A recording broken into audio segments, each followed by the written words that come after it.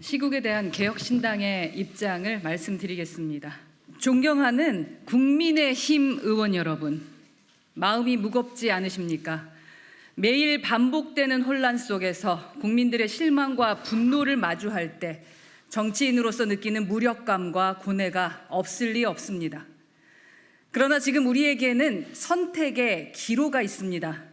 침묵으로 상황을 방조할 것인가, 아니면 새로운 길을 모색할 것인가. 우리는 과거의 관습에 묶이지 않고 앞으로 나아가야 합니다. 여러분은 더 나은 정치, 더 나은 미래를 만들고 싶은 열망을 가지고 있을 것입니다. 개혁신당은 바로 그 용기를 기다리고 있습니다. 오늘의 상황은 국민의힘 안에서도 많은 분들이 답답함을 느끼고 있을 것입니다. 의인 10명이 없어서 멸망한 소돔과 고모라처럼 지금의 국민의힘에는 의인 한 명도 보이지 않습니다. 그러나 여러분의 가슴 속에는 정의와 책임감을 지닌 한 사람의 용기가 숨어 있을 것이라 믿습니다. 그 용기를 지금 꺼내십시오. 변화는 언제나 작은 용기에서 시작됩니다. 하지만 이제는 침묵과 방관의 시간은 끝났습니다.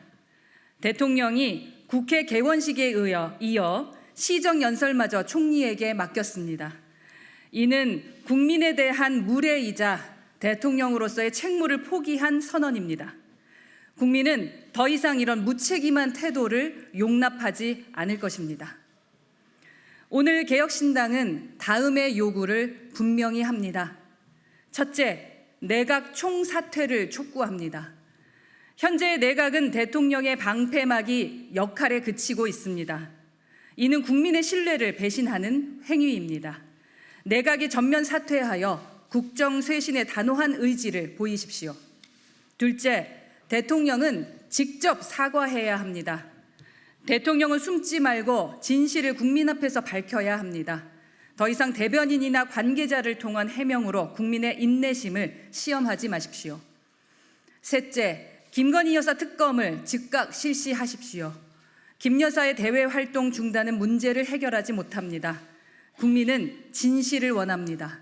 김건희 여사는 수사를 받고 법적 심판을 받아야 합니다. 넷째, 임기 단축 개헌을 제언합니다. 대통령의 임기는 더 이상 국정 운영의 동력을 제공하지 못하고 있습니다. 임기 단축 개헌으로 새로운 공화국을 준비하는 것이 윤석열 대통령이 역사 앞에 이행할 마지막 의무입니다. 이것은 최후의 경고입니다. 개혁신당은 장외투쟁을 선호하지 않지만 정부가 특단의 조치를 취하지 않는다면 국민의 분노를 대변할 것입니다. 또다시 대통령 탄핵의 비극을 초래할 수는 없습니다. 11월은 민심의 마지막 한계입니다.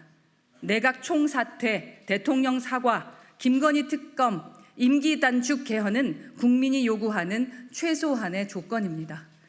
윤석열 대통령의 결단을 기다리겠습니다. 2024년 11월 4일 개혁신당 대표 허은하였습니다.